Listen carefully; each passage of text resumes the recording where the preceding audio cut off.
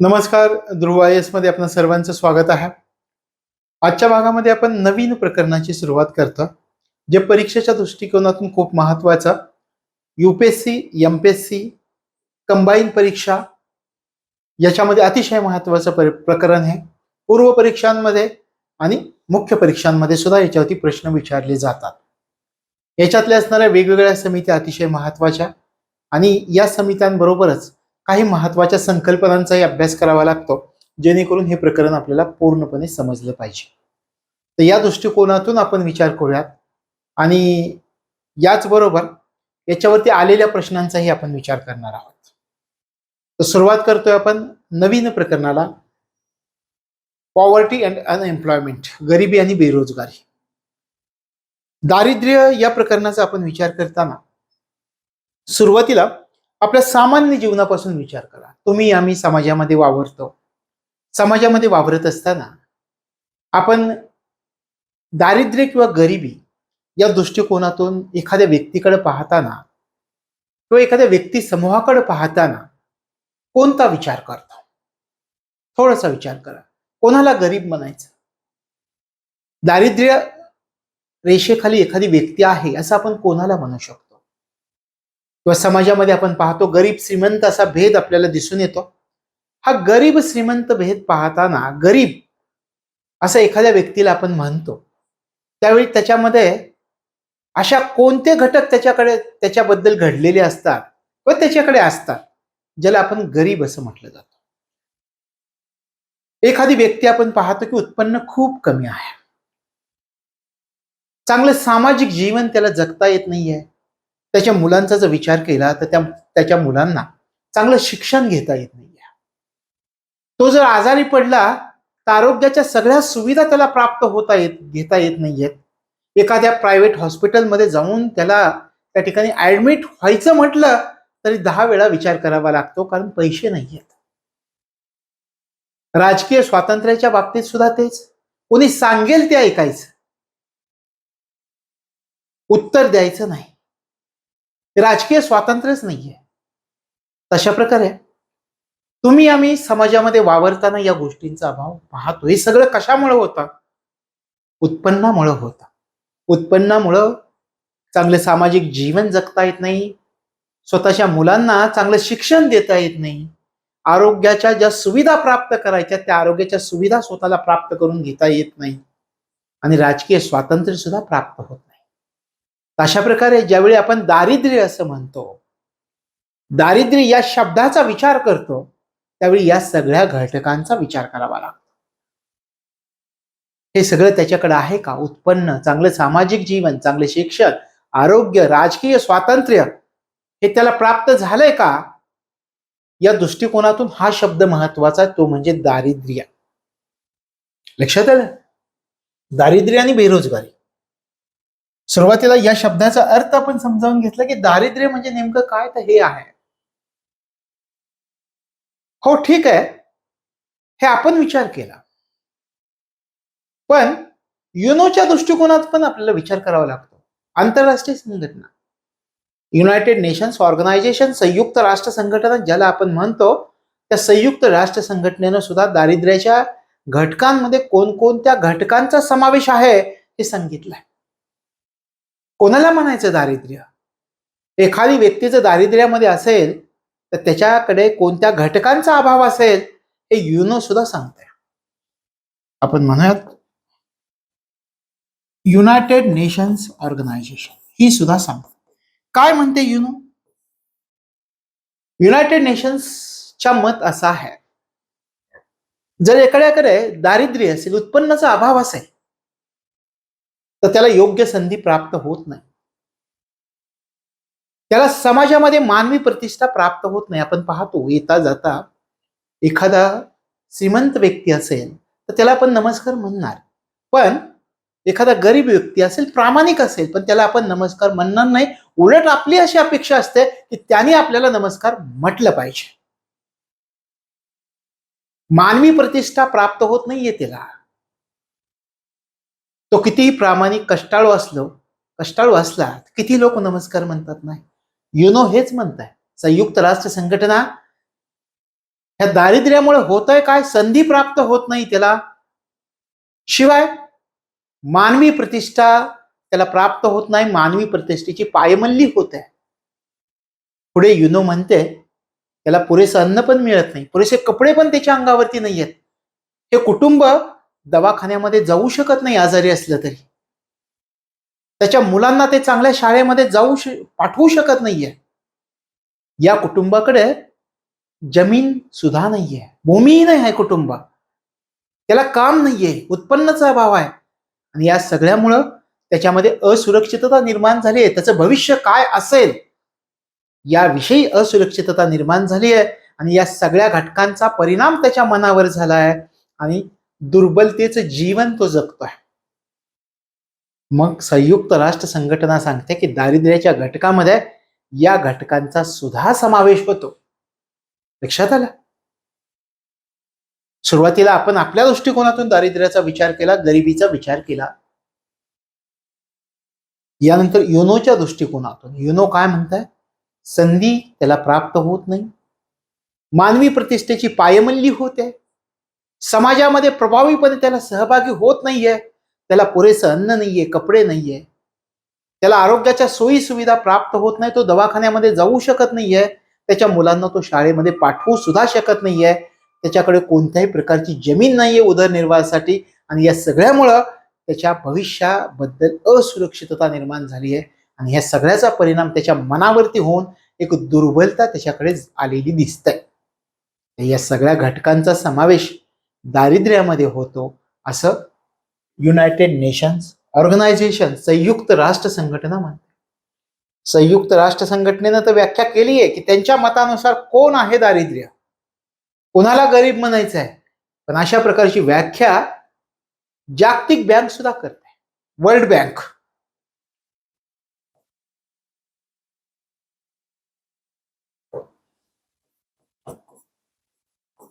World bank, जागतिक bank. जागतिक बँकेच्या मते कोणते घटक दारिद्र्याला कारणीभूत असतात किंवा दारिद्र्यामध्ये असणाऱ्या लोकांकडे असतात? जागतिक बँक म्हणते अशा व्यक्तीची उपासमार होत आहे, अशा व्यक्तीला राहण्यासाठी घर नसतं, अशी व्यक्ती हॉस्पिटलमध्ये जाऊन उपचार घेऊ शकत नाहीये, अशी व्यक्ती साक्षर नसते म्हणजे निरक्षर असते, अशी व्यक्ती उत्पन्नाच्या अभावामुळे आपल्या मुलांना शाळेमध्ये टाकू शकत नाहीये, शाळेमध्ये घालवू शकत नाहीये, त्याचं तेवढं उत्पन्न नाहीये, त्याचं भविष्य अंधारमय आहे.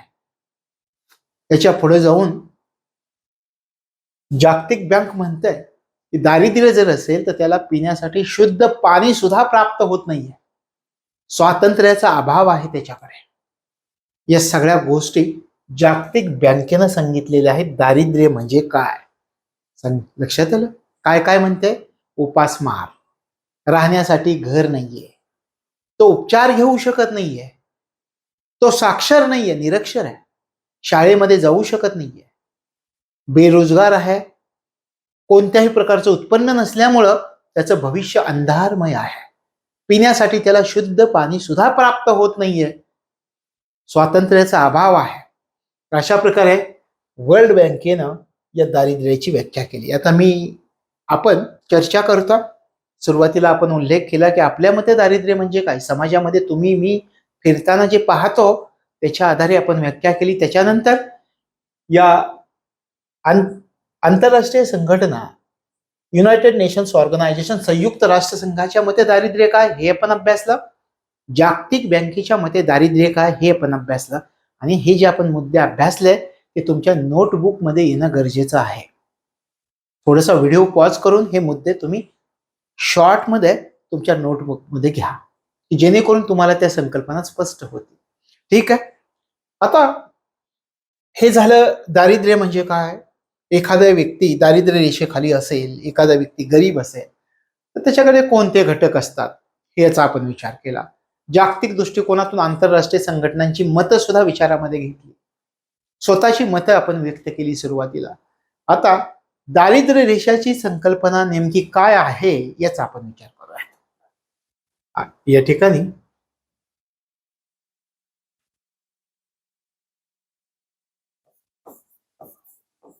दारिद्र्य रेषा ही संकल्पना काय आहे याचा विचार सरकार काय विचार करते याच्याबद्दल.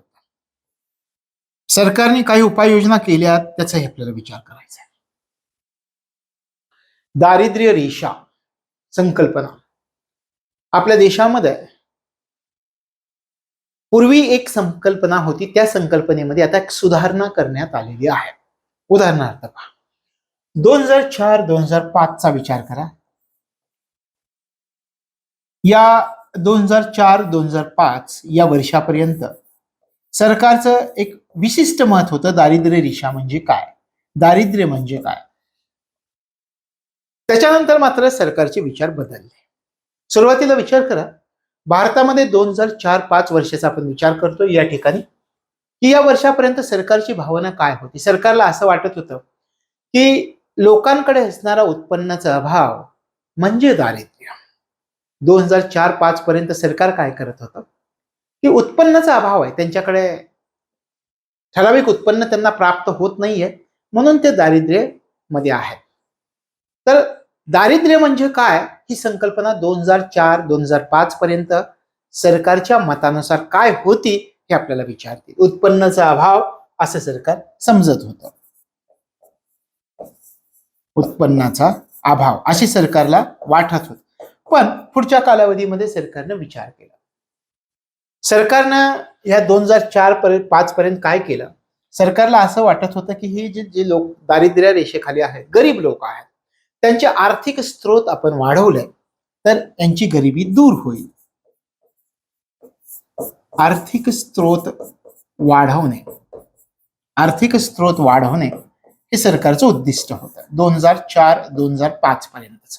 सरकारला असं वाटत होतं की त्यांच्या आर्थिक स्रोतांमध्ये वाढ केली, त्यांना रोजगार उपलब्ध करून दिला तर त्यांचं आर्थिक जीवनमान उंचावेल. आर्थिक जीवनमान उंचावलं, त्यांचं उत्पन्न वाढलं की ते समाजाच्या मुख्य प्रवाहामध्ये सहभागी होतील, असं 2004-2005 या वर्षापर्यंत सरकारला, शासनाला वाटत होतं. पुढच्या कालावधीमध्ये शासनाच्या लक्षात आलं, अरे नुसते आर्थिक स्रोत वाढवून चालणार नाही, त्यांचा आर्थिक आणि सामाजिक विकास सुद्धा व्हायला पाहिजे. मग सामाजिक विकासाकडे लक्ष देणं गरजेचं आहे. म्हणजे सुरुवातीला आपल्याला लक्षामध्ये काय घ्यायचं आहे, 2004-2005 पर्यंत शासनाची भूमिका काय होती आणि 2004-2005 पासून पुढे शासनाच्या भूमिकेमध्ये काय बदल झाला. सुरुवातीची भूमिका मी तुम्हाला सांगितलं, 2004-2005 वर्षापर्यंत उत्पन्नाचा अभाव असणं म्हणजे दारिद्र्य असं सरकार समजत होतं. त्यासाठी सरकारनं जनतेचे आर्थिक स्रोत वाढावेत, त्यांचे उत्पन्नाचे स्रोत वाढावेत यासाठी प्रयत्न करायला सुरुवात केली. त्यांचं आर्थिक जीवनमान उंचावण्यासाठी प्रयत्न केले आणि त्यामार्फत त्यांना समाजाच्या मुख्य प्रवाहामध्ये आणण्यासाठी प्रयत्न केले. पुढे सरकारच्या लक्षात आलं की अरे नुसतं यांचे आर्थिक स्रोत वाढवून चालणार नाही, सामाजिक विकासाकडे लक्ष द्या. त्या समाजाचा विकास कसा होईल, त्यांच्या आसपासचा जो भाग आहे त्या भागामध्ये कायमस्वरूपी सुधारणा कशा घडवून आणता येतील, त्या भागामध्ये आर्थिक उत्पन्नाचे कायम स्रोत कसे उभारता येतील हे लक्ष देणं गरजेचं आहे. आणि मग पुढच्या कालावधीमध्ये एक समिती नेमण्यात आली. त्या समितीचं नाव होतं सुरेश तेंडुलकर समिती. एक समिती नेमण्यात आली, त्या समितीचं नाव होतं सुरेश तेंडुलकर. या समितीने सांगितलं की बाबांनो, आर्थिक स्रोत वाढवणे म्हणजे तुमचं गरिबी दूर होईल असं जर तुम्हाला वाटत असेल तर ते चूक आहे. मग सरकारने सांगितलं तुम्ही काय करा, दारिद्र्याच्या संकल्पनांचा अभ्यास करा. सरकारने सुरेश तेंडुलकर समितीला सांगितलं तुम्ही दारिद्र्याच्या संकल्पनेचा अभ्यास करा आणि दारिद्र्याची नवीन संकल्पना मांडा. सुरेश तेंडुलकर समितीनं दारिद्र्याची नवीन संकल्पना मांडली, ज्याला दारिद्र्याची बृहत आणि बहुआयामी संकल्पना असं म्हटलं जातं. या सुरेश तेंडुलकर समितीनं दारिद्र्याची बृहत व बहुआयामी संकल्पना मांडली. बहुआयामी बहुआयामी, बृहत व्यापक संकल्पना मांडली. बहुआयामी, वेगवेगळे घटक लक्षात घेऊन संकल्पना मांडली. नुसते आर्थिक स्रोत वाढवून चालणार नाही, काही वेगवेगळ्या गोष्टींकडे लक्ष द्यावं लागेल. बहुआयामी. मग आपल्याला विचारतात की भारतामध्ये दारिद्र्याची बृहत आणि बहुआयामी संकल्पना कोणी मांडली? सुरेश तेंडुलकर समितीने मांडली. लक्षात आलंय? आणि ज्यावेळी दारिद्र्याच्या संकल्पना आपण अभ्यासतो त्यावेळी दोन प्रकारे दारिद्र्याचे प्रकार पण आपल्याला लक्षात घ्यावे लागतात. ते आहेत निरपेक्ष दारिद्र्य आणि सापेक्ष दारिद्र्य. त्याचाही विचार आपण पुढे करणार आहोत. पण आपण दारिद्र्याच्या संकल्पनांचा विचार करतो तर त्याच्यामध्ये काही गोष्टींचा आपल्याला विचार करावा लागेल. सधन आणि निर्धन यामधला फरक आपल्याला समजावून घ्यावा लागेल. सधन आणि निर्धन असणे यामधला फरक काय आहे? यामधला जो फरक येतो, सधन असणे निर्धन असणे यामधल्या फरकाला असमानता असं म्हटलं जातं. या शब्दाचा अर्थ तुम्हाला लक्षात येईल. असमानता म्हणजे काय, इनइक्वॅलिटी म्हणजे काय, तुम्हाला फरक नेहमी विचारतात. इनइक्वॅलिटी हे शब्द येतात. असमान, सधन असणे दारिद्र्याच्या बाबतीत काय, सधन असणे निर्धन असणे यामधला जो फरक आहे त्या फरकाला असमानता असं म्हणतात. असमानता लक्षात आलं? आता मी एक एक प्रश्न विचारतो, त्याच्यावरती आपण चर्चा. आपल्या समाजामध्ये ज्या गोष्टी घडतात त्याच्यावर आधारित आपल्याला हे प्रकरण शिकायचं आहे. लक्षात येते? आणि हे प्रकरण ज्यावेळी आपलं पूर्ण होईल सगळे प्रश्न तुम्हाला समजतील. येणार युपीएससीचे असो एमपीएससीचे असो सगळे व्यवस्थित समजतील. हे पहा, सधन असणे निर्धन असणे याच्या फरकाला आपण असमानता म्हणतो. आता मला सांगा, निर्धनता कोणत्या गोष्टीमुळे येऊ शकते? ही जी निर्धनता आहे ती निर्धनता कोणत्या गोष्टीमुळे येऊ शकते? निर्धनता ही कोणत्या गोष्टीमुळे येऊ शकते? कोणत्या गोष्टीमुळे येऊ शकते? एखाद्या कुटुंबावरती गरिबी किंवा संकट कोणत्या गोष्टींमुळे ओढवलं जाऊ शकतं? निर्धनता येऊ शकते नैसर्गिक कारणांमुळे. नैसर्गिक कारण, उदाहरणार्थ आपण पाहतो की अचानक भूकंप झाला, भूकंपामध्ये सगळं उद्ध्वस्त झालं, दुकान उद्ध्वस्त झालं, घर उद्ध्वस्त झालं, तर एखाद्यावरती निर्धनता येऊ शकते. एखादं आर्थिक संकट निर्माण झालं, आर्थिक संकट आलं अचानक, एखादं आर्थिक संकट निर्माण झालंय, सगळे पैसे त्याच्यामध्ये निघून गेले, घर विकावं लागलं, सगळं विकावं लागलं, निर्धनता येऊ शकते. एखाद्या आरोग्याचं संकट निर्माण झालं, आरोग्य संकट. उदाहरणार्थ आपण पाहतो की एखाद्या कुटुंबाचं खूप चांगलं चालू आहे, रोजचं जेवढं उत्पन्न, महिन्याचं जेवढं उत्पन्न होत आहे त्याच्यातले 60% खर्च होतोय, 40% बचत होत आहे, सगळं व्यवस्थित चाललंय. पण अचानक एक असं ऑपरेशन निघालं की त्या ऑपरेशनला 10 लाख रुपये लागले. ठेवलेली बचत सगळी संपली आणि उलट दुसऱ्याकडून कर्जानं पैसे घ्यावे लागले. त्याच्यामुळे काय झालं? आर्थिक निर्धनता येऊ शकेल, संकट निर्माण झालं. आता तर कोणकोणत्या बाबीमुळं ही आर्थिक निर्धनता येऊ शकते? तर नैसर्गिक संकटामुळे येऊ शकतात, नैसर्गिक आपत्तीमुळे येऊ शकते, एखादं मध्येच आर्थिक संकट निर्माण झालं, आरोग्याचं संकट निर्माण झालं तर निर्धनता येऊ शकते. लक्षात आलं? निर्धनता कोणकोणत्या गोष्टीतून येऊ शकते. आता आपल्या याच्यामधला दारिद्र्यामधला मी एका शब्दाचा उल्लेख केला, असुरक्षितता. असुरक्षितता म्हणजे काय? विचार करा.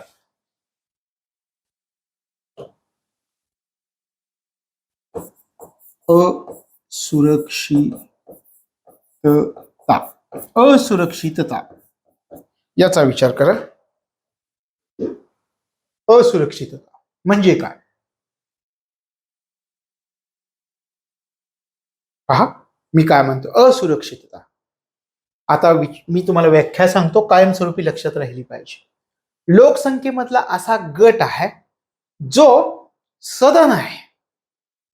लोकसंख्येमधला एक गट असा आहे जो सधन आहे मात्र भविष्यामध्ये तो निर्धन होण्याचा धोका आहे.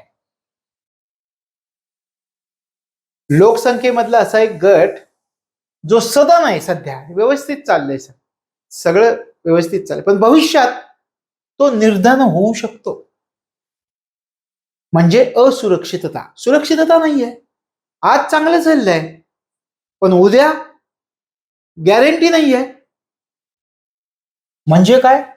असुरक्षितता आहे. लक्षात आलं? लोकसंख्येतला असा गट जो सध्या सधन आहे पण भविष्यात निर्धन होऊ शकतो किंवा निर्धन होण्याचा संभाव्य धोका आहे. त्याला काय म्हणायचं? असुरक्षितता असं म्हणायचं.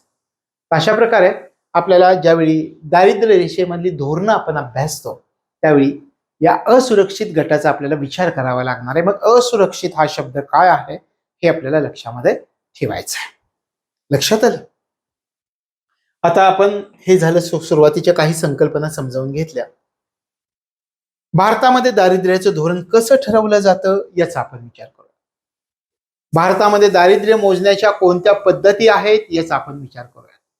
तर सुरुवातीला भारतामधील दारिद्र्याचं धोरण असं आपण म्हणूयात.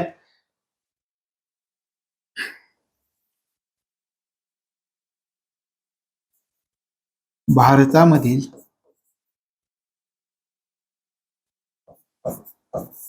दारिद्र्याचे धोरण असं आपण म्हणूयात. भारतामधील दारिद्र्याचं धोरण.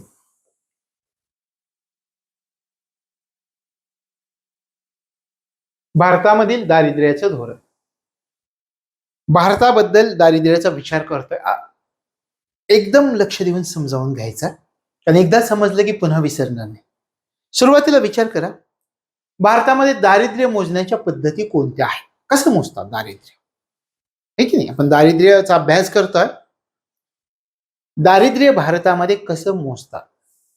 कोणत्या पद्धत आहे का? कोण मोजतंय का? कोणामार्फत मोजलं जातंय का? आणि कोणामार्फत मोजलं जात असेल तर कोणत्या पद्धतीने मोजलं जात आहे हे पहिले प्रश्न अगोदर समजावून घ्या.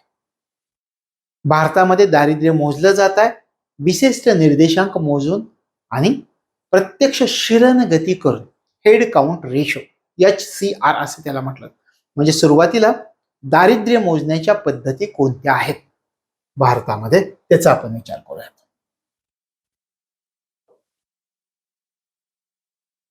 दारिद्र्य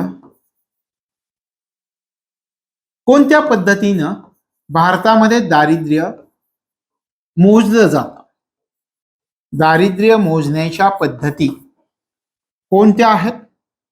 मी तुम्हाला म्हटलं विशिष्ट निर्देशांक मोजून, दारिद्र्याबद्दलचे विशिष्ट निर्देशांक मोजून, विशिष्ट निर्देशांक मोजून आणि प्रत्यक्ष शिरणगती करून, शिरणगती, प्रत्यक्ष शिरणगती करून, ज्याला head count ratio HCR, head count ratio असं म्हटलं जातं. लक्षात आलं? सुरुवातीला पहिला प्रश्न, भारतामध्ये दारिद्र्य कोणत्या पद्धतीनं मोजलं जातं? विशिष्ट निर्देशांक मोजून आणि प्रत्यक्ष शिरणगती करून, ज्याला आपण HCR, हेड काउंट रेशो. शिरणगती म्हणजे प्रत्येकाला मोजायचं, प्रत्येक डोकं असं त्याचा अर्थ. हेड काउंट रेशो म्हणजे काय? शिरणगती म्हणजे काय? प्रत्येकाला मोजा, प्रत्येकाचं डोकं असा उल्लेख केला जातो. दारिद्र्य मोजताना प्रत्यक्ष शिरणगती करून आणि विशिष्ट निर्देशांक मोजून भारतात दारिद्र्य मोजलं जातं. आता म्हणा, तुम्ही विचार करा, पहिला प्रश्न तुमचा, भारतात दारिद्र्य मोजण्याच्या कोणत्या पद्धती आहेत? तर तुमच्या आता स्पष्टपणे लक्षात आलं, विशिष्ट निर्देशांक मोजून प्रत्यक्ष शिरणगती करून म्हणजे हेड काउंट रेशो HCR, या दोन पद्धतीनं भारतात दारिद्र्य मोजलं जातं. लक्षात आलं? भारतामध्ये दारिद्र्य दोन पद्धतीने मोजले जाते, त्या ह्या दोन पद्धती. पहिलं हे लक्षात घ्या. दुसरं लक्षात घ्या, भारतात दारिद्र्य कोण मोजतं? आहे की नाही? कसं मोजलं जातं, कोणत्या पद्धतीने मोजलं जातं हे आपल्या लक्षात आलं. दारिद्र्य कोण मोजतं? भारतामध्ये दारिद्र्य मोजलं जातं NSSO कडून. NSO यालाच आपण नॅशनल सॅम्पल सर्वे ऑर्गनायझेशन यालाच आपण नॅशनल सॅम्पल सर्वे ऑर्गनायझेशन असं म्हणतो.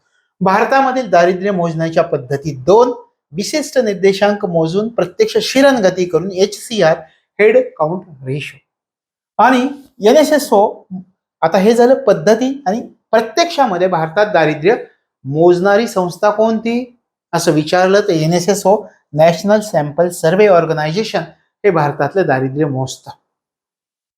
दोन प्रश्न झाले. भारतामधील दारिद्र्य मोजण्याच्या पद्धती दोन आणि मोजतं कोण तर NSSO मोजतं. चला आता थोडं विचार करा, थोडं वरच्या पातळीवरती आपण जाऊया. मला असं म्हणायचं की भारतामध्ये दारिद्र्य विषयक धोरण कसं ठरवलं जातं? दारिद्र्य मोजण्याच्या दोन पद्धती आहेत भारतामध्ये. दारिद्र्य NSSO मार्फत मोजलं जातं. पण माझा पुढचा प्रश्न तुम्हाला असा आहे आणि आपल्याला विचार करायचा आहे त्याच्याविषयी की भारतामध्ये दारिद्र्य विषयक धोरण कसं ठरवतात? साहजिकच आहे, आपण विचार केला होता. HCR भारतामधील दारिद्र्य विषयक धोरण ठरवताना HCR हेड काउंट रेशो शिरनगतीच्या प्रमाणाचा विचार केला जातो. आपण म्हटलं मोजतं हे, पण दारिद्र्य विषयक धोरण कोण ठरवतं? मोजण्याच्या पद्धती दोन. मोजतं NSSO. आता पुढचा प्रश्न तुम्हाला असा विचारतील, दारिद्र्य विषयक धोरण कोणामार्फत ठरवलं जातं? धोरण कोण ठरवतं? दारिद्र्य विषयकचं धोरण जे ठरवलं जातं पूर्वी नियोजन आयोग ठरवत होता दारिद्र्याविषयीचं धोरण. साहजिकच आहे, आता नियोजन आयोगाच्या जागी नीती आयोग आलेला आहे. नीती आयोग. नीती आयोग. दारिद्र्याविषयीचं धोरण पूर्वी नियोजन आयोगामार्फत ठरवलं जातात आणि नीती आयोग आलेला आहे. नियोजन आयोग संपुष्टात आलेला आहे. लक्षात आलं? वेगवेगळे प्रश्न. दारिद्र्य मोजण्याच्या पद्धती दोन. मोजतं NSSO. दारिद्र्याविषयीचं धोरण कोण ठरवतं? नीती आयोग. आता दारिद्र्य विषयक धोरणांची अंमलबजावणी कोणामार्फत केली जाते आपण पाहूयात.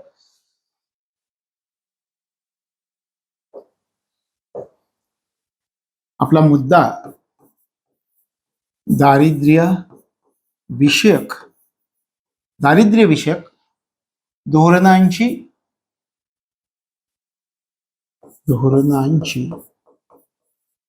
अंमलबजावणी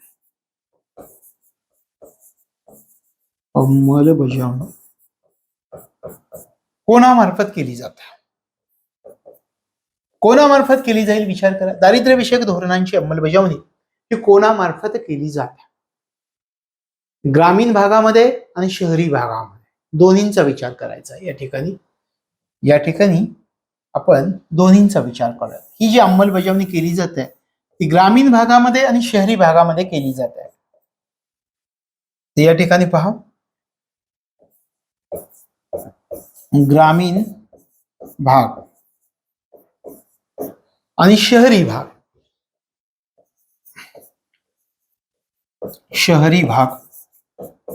या दोन्हींचा विचार करा. या दोन्हींकडे या दारिद्र्य विषयक धोरणांची अंमलबजावणी कोण करतं? ग्रामीण भागाचा विचार करा. ग्रामीण भागामध्ये ग्रामीण मंत्रालय अंमलबजावणी करेल. या ठिकाणी ग्रामीण मंत्रालयामार्फत अंमलबजावणी केली जाते.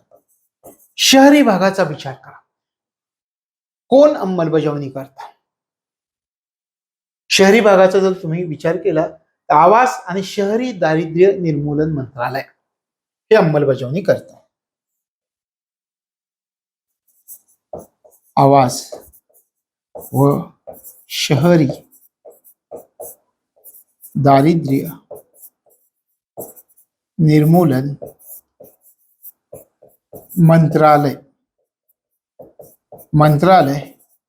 हे अंमलबजावणी करतात. शहरी भागामध्ये आवास आणि शहरी दारिद्र्य निर्मूलन मंत्रालय हे अंमलबजावणी करेल दारिद्र्य विषयक धोरणांची, आणि ग्रामीण भागामध्ये ग्रामीण मंत्रालय. अशा प्रकारे या दारिद्र्य विषयक धोरणांची अंमलबजावणी आपल्या देशामध्ये केल्या जातात. लक्षात आलं? अशा प्रकारे हे लक्षामध्ये ठेवायचं. आपण सुरुवातीला माहिती घेतली की दारिद्र्य मोजण्याच्या पद्धती दोन, NSSO national sample survey organisation याचा उल्लेख केला, नियोजन आयोग, नीती आयोग ही धोरणं ठरवतं, हे लक्षामध्ये ठेवायचं. आता पुढचा आपला मुद्दा असणार आहे, हे समजलं आपल्याला, दारिद्र्य विषयक धोरणांची अंमलबजावणी कोणामार्फत केली जाईल ग्रामीण भागात आणि शहरी भागामध्ये. दारिद्र्याचं प्रत्यक्ष सर्वेक्षण कोण करतं याचा आपल्याला विचार करायचा. अगोदर जो आपण केलं की प्रत्यक्ष सर्वेक्षणाचा सुद्धा विचार केला, तर ग्रामीण भागात ग्रामीण मंत्रालय प्रत्यक्ष सर्वेक्षण करतं, शहरी भागामध्ये आवास आणि शहरी दारिद्र्य निर्मूलन मंत्रालय याचं प्रत्यक्ष सर्वेक्षण केलं जातं. दारिद्र्याचं प्रत्यक्ष सर्वेक्षण कोणामार्फत करतात, तर हे लक्षात ठेवायचं. या ठिकाणी आपण म्हणूयात आणखी प्रत्यक्ष सर्वेक्षण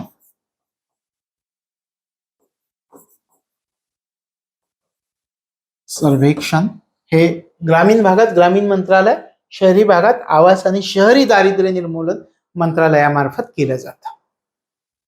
आता विचार करूयात आंतरराष्ट्रीय पातळीवर थोडंसं जाऊयात. आंतरराष्ट्रीय पातळीवर जाताना एक गोष्ट आपल्याला समजावून घ्यायचं आहे. दारिद्र्य मोजण्याच्या पद्धती याचा तुम्ही विचार करा. दारिद्र्य मोजण्याच्या पद्धतींचा जर आपण विचार केला तर सगळ्यात महत्वाचं हे लक्षामध्ये घ्यायचं आहे, विकसित देश आणि अविकसित देश यांच्यामध्ये दारिद्र्य मोजण्याच्या पद्धती एकच आहेत का वेगवेगळ्या आहेत. या ठिकाणी आपल्याला काय करायचं, दारिद्र्य मोजण्याच्या पद्धती या पण म्हणूयात सुरुवातीला, म्हणजे स्पष्टता येईल त्याच्यामध्ये. दारिद्र्य मोजण्याच्या पद्धती, दारिद्र्य मोजण्याच्या पद्धती. आता दारिद्र्य मोजण्याच्या पद्धती पाहताना आपल्याला विकसित देश आणि अविकसित देश यांच्यामध्ये सुरुवातीला काय विचार करायचा आहे, या दारिद्र्य मोजण्याच्या पद्धती दोन्हीकडे समान असतात का, थोडा विचार करा. विकसित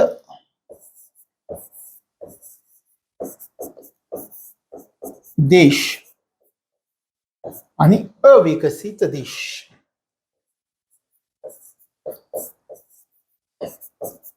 या दोन्हीकडे विचार करा. अमेरिका आणि भारत दोन्हीकडे दारिद्र्य मोजण्याच्या पद्धती समान असतात का, पहिला प्रश्न माझा. विकसित देश आणि अविकसित देश किंवा विकसनशील देश असं आपण म्हणूयात. अविकसित म्हणण्यापेक्षा विकसनशील हा शब्द चांगला वाटतो. विकासाकडे वाटचाल करणाऱ्या म्हणजे विकसनशील, हे लक्षात येतं, तर हे लक्षामध्ये ठेवायचं. दारिद्र्य मोजण्याच्या पद्धतीमध्ये विकसित देश आणि विकसनशील आपण म्हणूयात. या ठिकाणी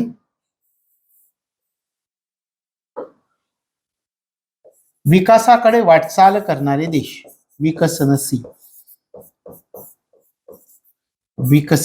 देश या दोन्हींमध्ये दारिद्र्य मोजण्याच्या पद्धती समान आहेत का. पहिल्या प्रश्नाचं उत्तर आहे की विकसित देश आणि विकसनशील देश यांच्यामध्ये दारिद्र्य मोजण्याच्या पद्धती समान नसतात. स्पष्ट झालं. दोन्हीकडे दारिद्र्य मोजण्याच्या पद्धती वेगवेगळ्या आहेत. लक्षात येतं. आता काय फरक आहे दोन्हीमध्ये. विकसनशील देशांचा विचार करा. दारिद्र्य मोजायचं आहे. दारिद्र्य मोजताना विकसनशील देशामध्ये जे प्रश्न विचारले जातात ते प्रश्न वेगळे असतात. विकसित देशामध्ये दारिद्र्य मोजताना जे प्रश्न विचारले जातात ते वेगळे असतात.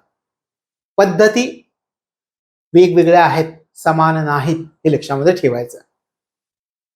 आता भारतामध्ये दारिद्र्य मोजायचं काय विचारलं जाईल एखाद्या व्यक्तीला, तर त्या व्यक्तीला विचारलं जाईल की तुम्हाला 2 वेळचं जेवण मिळू शकतं का, किंवा तुम्हाला 2 वेळचं जेवण मिळेल एवढं तुम्ही कमावू शकता का, असे प्रश्न भारतासारख्या देशात विचारले जातात. पहा, काय वेगवेगळी पद्धत आपण जे म्हणतोय. भारतासारख्या देशात काय प्रश्न विचारले जाईल, एखादी व्यक्ती दारिद्र्य रेषेखाली आहे का दारिद्र्य रेषेच्या वर आहे, हे ठरवण्यासाठी काय प्रश्न भारतामध्ये विचारतात.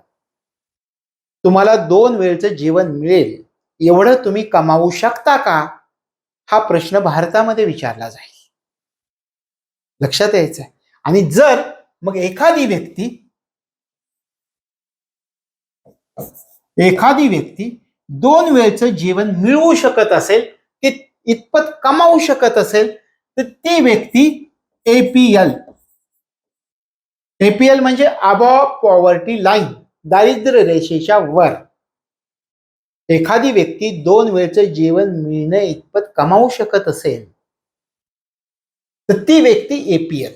एखादी व्यक्ती 2 वेळचं जेवण मिळवू शकण्या इतपत कमावू शकत नसेल, तर त्याला म्हणायचं बीपीएल, बिलो पॉवर्टी लाईन, दारिद्र्य रेषेच्या खाली. लक्षात आलं? व्याख्या कळाली? काय विचारणार विकसनशील देशांमध्ये, तुम्हाला 2 वेळचं जेवण मिळू शकेल इतपत तुम्ही कमावू शकता का.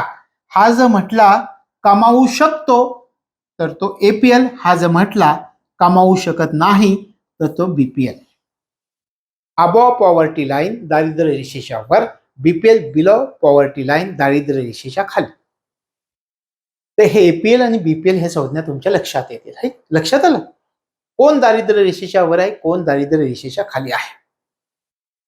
आणि विकसनशील देशांमध्ये जे दारिद्र्य मोजलं जातं त्याला निरपेक्ष दारिद्र्य असं म्हणतात.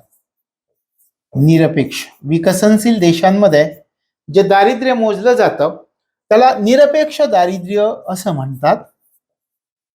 आणि विकसित देशांमध्ये जे दारिद्र्य मोजलं जातं त्याला सापेक्ष दारिद्र्य असं म्हणतात. सापेक्ष दारिद्र्य. आपण जे म्हटलं होतं या 2 संकल्पना आपल्याला पाहिजेत हे आहे. विकसनशील देशामध्ये कोणत्या प्रकारचं दारिद्र्य मोजलं जातं असं आपल्याला विचारतात. विकसनशील देश असेल तर निरपेक्ष दारिद्र्य मोजलं जातं. विकसित देश असेल तर कोणत्या प्रकारचं दारिद्र्य मोजलं जाईल, सापेक्ष दारिद्र्य मोजलं जाईल. लक्षात येतं? आपल्याकडे मग आपल्याला विचार करावा लागतो निरपेक्ष दारिद्र्य म्हणजे काय आणि सापेक्ष दारिद्र्य म्हणजे काय. त्याच्या अगोदर ह्या संकल्पना समजल्या का. विकसनशील देशामध्ये काय प्रश्न विचारतात, तुम्हाला 2 वेळचं जेवण मिळेल इतपत तुम्ही कमावू शकता का, हा प्रश्न ते विचारतील. आणि मग हा जर म्हटला हो मिळवू शकतो मी, तर तो दारिद्र्य रेषेच्या वर म्हणजे एपीएल. आणि जर हा म्हटला नाही तर तो दारिद्र्य रेषेच्या खाली म्हणजे बीपीएल. लक्षात येतं? तशा प्रकारे ही संकल्पना आहे. विकसनशील देशामध्ये निरपेक्ष, विकसित देशांमध्ये सापेक्ष दारिद्र्य. आपण म्हटलं विकसनशील देशामध्ये विचारला जाणारा प्रश्न आहे की 2 वेळचं जेवण मिळेल इतपत तुम्ही कमावू शकता का. विकसित देशामध्ये काय प्रश्न विचारते, काय प्रश्न विचारू शकते, तुम्ही कामाला जाताना कारने जाता का हेलिकॉप्टरने जाता, हा विकसित देशात विचारला जाणारा प्रश्न. त्याच्यावरून ठरवलं जाणार कोण गरीब. भारतामध्ये विचारला जाणारा प्रश्न आहे की तुम्हाला 2 वेळचं जेवण मिळण्या इतपत तुम्ही कमावू शकता का. हो म्हटला तर दारिद्र्य रेषेच्या वर एपीएल, नाही म्हटला तर दारिद्र्य रेषेच्या खाली बीपीएल. अशा प्रकारे विकसित देश आणि अविकसित देश यांच्यामध्ये वेगवेगळ्या पद्धती आहेत दारिद्र्य मोजण्याच्या, समान नाहीत. आणि विकसनशील देशामध्ये जे दारिद्र्य मोजलं जातं त्याला निरपेक्ष दारिद्र्य, ॲब्सॉल्यूट पॉवर्टी असं म्हणतात. आणि विकसित देशामध्ये जे दारिद्र्य मोजलं जातं त्याला सापेक्ष दारिद्र्य असं म्हटलं जातं, रिलेटिव्हली पुअर. अशा प्रकारे निरपेक्ष दारिद्र्य आणि सापेक्ष दारिद्र्य वेगवेगळे प्रश्न विचारले जातात. अशा प्रकारचे दारिद्र्य. आता निरपेक्ष दारिद्र्य म्हणजे काय, निरपेक्ष दारिद्र्य म्हणजे काय त्याची व्याख्या मी तुम्हाला सांगतो. त्याच्यावरती प्रश्न पण विचारले जातात. किमान जीवनावश्यक गरजा, उदाहरणार्थ अन्न वस्त्र निवारा, पूर्ण करण्या इतपत जर कमावू शकत नसेल तर त्याला निरपेक्ष दारिद्र्य असं म्हणतात. या ठिकाणी आपण व्याख्या घेऊ निरपेक्ष दारिद्र्याची. निरपेक्ष दारिद्र्य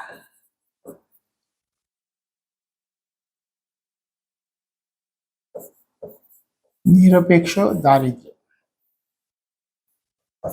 कशाला म्हणायचं निरपेक्ष दारिद्र्य त्याचा विचार. एखादी व्यक्ती आहे, आपण विचार करूयात ही व्यक्ती आहे. या ठिकाणी या पण काही व्यक्ती दिसत आहेत. या पहा, या जे दिसत आहेत तुम्हाला व्यक्ती आहे एखादी. आपण विचार करता आपण काय म्हणतो, या व्यक्तीला किमान जीवनावश्यक गरजा पूर्ण करण्या इतपत हा कमावू शकत नाही. ही व्यक्ती काय करते,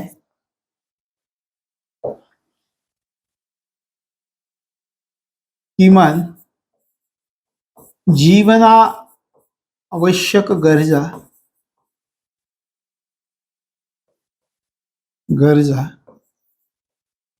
पूर्ण करण्या इतपत कमावू शकत नाही.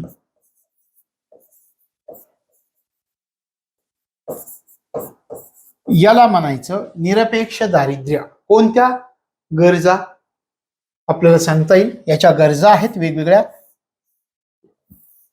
अन्न, वस्त्र, निवारा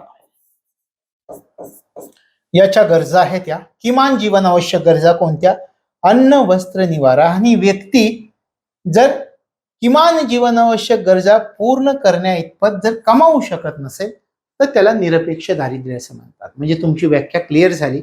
निरपेक्ष दारिद्र्य म्हणजे काय, किमान जीवनावश्यक गरजा, उदाहरणार्थ आपण म्हटलं अन्न, वस्त्र, निवारा, या गरजा पूर्ण करण्या इतपत जर कमावू शकत नसेल किंवा कमावू न शकणे याला निरपेक्ष दारिद्र्य असं म्हणतात. लक्षात आलं.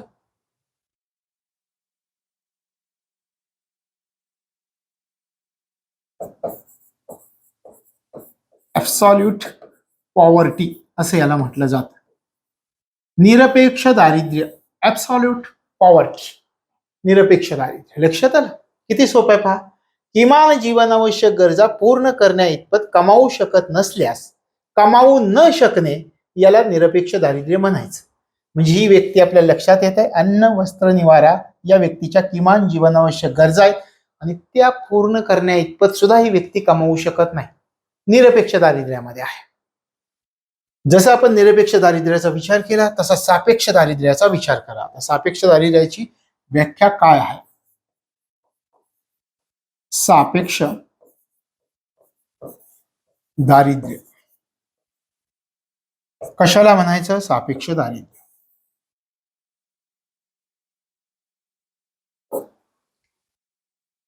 कुठे मोजलं जातं, विकसित देशामध्ये मोजलं जातं. कुठे मोजतात, विकसित देश.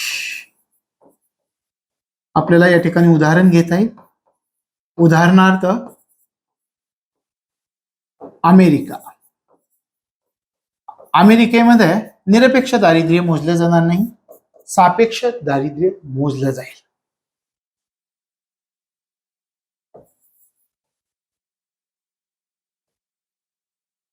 रिलेटिव्हली पुअर, ॲब्सॉल्यूट पुअर असं आपण म्हणत होतो निरपेक्ष दारिद्र्याला. रिलेटिव्हली पुअर याच्यामध्ये काय मोजलं जातं, एका व्यक्तीपेक्षा दुसऱ्या व्यक्तीकडे काय कमी आहे हे मोजलं जातं. सापेक्ष दारिद्र्यामध्ये काय मोजतात पहा. आपण उदाहरणच घेऊयात, आणखी सोपं होईल. त्या दोन व्यक्ती आहेत,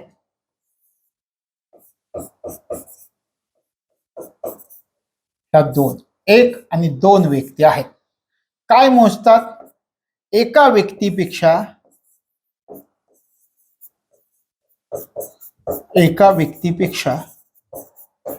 दुसऱ्या व्यक्तीकडे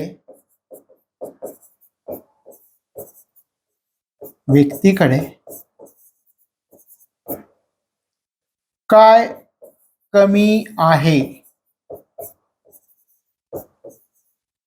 काय कमी आहे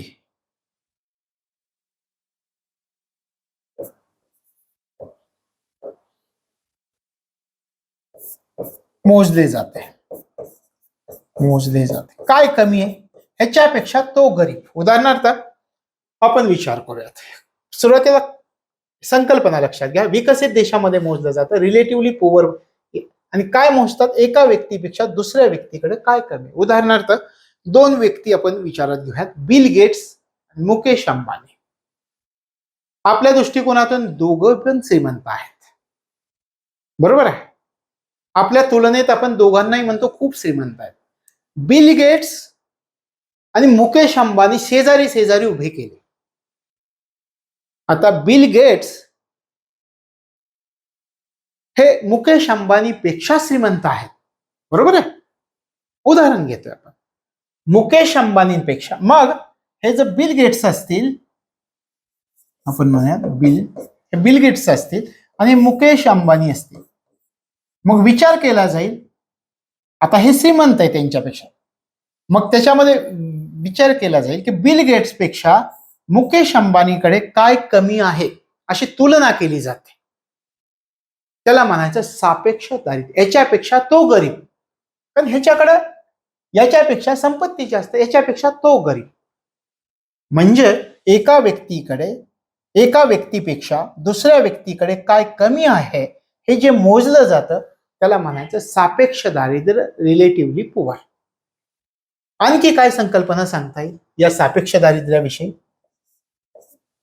कोण दारिद्र्यामध्ये मोजलं जातं? लोकसंख्येच्या सरासरी उत्पन्नापेक्षा कमी उत्पन्न असणारे लोक. सापेक्ष दारिद्र्य आपण उल्लेख करूयात. लोकसंख्येच्या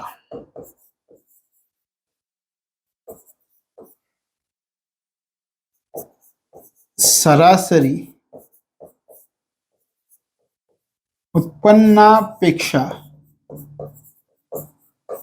कमी उत्पन्न असणारे, कमी उत्पन्न असणारे.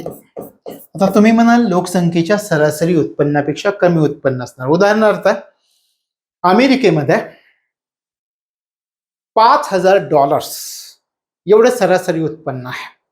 आपण एक उदाहरण घेऊयात या ठिकाणी लगेच. $5,000 हे काय आहे? $5,000 एवढं सरासरी उत्पन्न आहे. साहजिकच आहे ज्यांचं $5,000 पेक्षा कमी उत्पन्न आहे ते दारिद्र्य रेषेत, आणि ज्यांचं $5,000 किंवा त्याच्यापेक्षा जास्त उत्पन्न आहे ते दारिद्र्य रेषेच्या वर. म्हणजे काय? लोकसंख्येच्या सरासरी उत्पन्नापेक्षा एवढं कमीत कमी उत्पन्न असलं पाहिजे. $5,000 सरासरी उत्पन्न, तेवढं तरी तुमचं कमीत कमी असलं पाहिजे. त्याच्या खाली असाल तर तुम्ही दारिद्र्यात आहात, त्याच्या वर असेल तर तुम्ही दारिद्र्य रेषेच्या वर आहात. अशा प्रकारे सापेक्ष दारिद्र्य कुठं मोजले जातं? विकसित देश अमेरिकेमध्ये.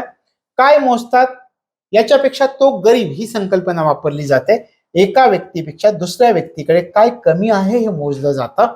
आणि लोकसंख्येच्या सरासरी उत्पन्नापेक्षा कमी उत्पन्न असणारे लोक किंवा लोकसंख्येच्या सरासरी उत्पन्नापेक्षा कमी उत्पन्न असणे याला सापेक्ष दारिद्र्य असं म्हणतात. आता सापेक्ष दारिद्र्य मोजण्यासाठी सर्वोत्तम निर्देशांक कोणता वापरला जातो? सापेक्ष दारिद्र्य मोजण्यासाठी गिनी गुणांकाचा वापर केला जातो. सर्वात महत्वाचा गिनी गुणांक. वेगवेगळे निर्देशांक आहेत पण सर्वात महत्वाचा असं जर आपल्याला विचारलं तर गिनी गुणांक. सापेक्ष दारिद्र्य मोजण्यासाठी सर्वात महत्वाचा निर्देशांक कोणता असं आपल्याला विचारलं तर गिनी गुणांक. अजूनही दोन निर्देशांक आहेत, पाल्मा गुणोत्तर, पंचमक गुणोत्तर. यांनी सुद्धा सापेक्ष दारिद्र्य मोजतात. पण सापेक्ष दारिद्र्य मोजण्यासाठी सर्वोत्तम निर्देशांक कोणता असं जर आपल्याला विचारलं तर सापेक्ष दारिद्र्य मोजण्यासाठी सर्वोत्तम निर्देशांक गिनी गुणांक आहे. लक्षात आलं? आणि इतर कोणते निर्देशांक आहेत? तर मग इतर येतात पाल्मा गुणोत्तर, हे सुद्धा पाल्मा गुणोत्तर आणि पंचमक गुणोत्तर.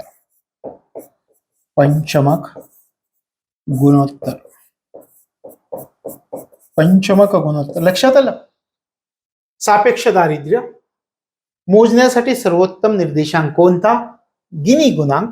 त्याशिवाय इतर निर्देशांक पण आहेत.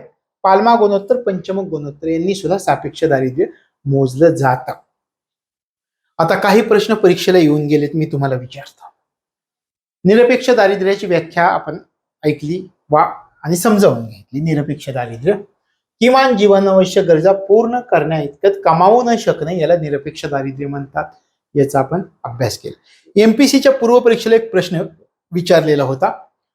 प्रश्न असा होता की किमान जीवनावश्यक गरजांची पूर्तता करण्यासाठी आवश्यक किमान उत्पन्नाचा अभाव असणं याला किंवा याचा संबंध कशाशी येतो? निरपेक्ष दारिद्र्य, सापेक्ष दारिद्र्य कशाशी येतो? साहजिकच आहे, व्याख्याच आपल्याला या ठिकाणी सांगितलेली असते. किमान जीवनावश्यक गरजांची पूर्तता करण्यासाठी किमान उत्पन्नाचा अभाव किंवा कमावू न शकणे हे निरपेक्ष दारिद्र्याशी संबंधित आहे. त्यानंतर तुम्हाला विचारतील सापेक्ष दारिद्र्याच्या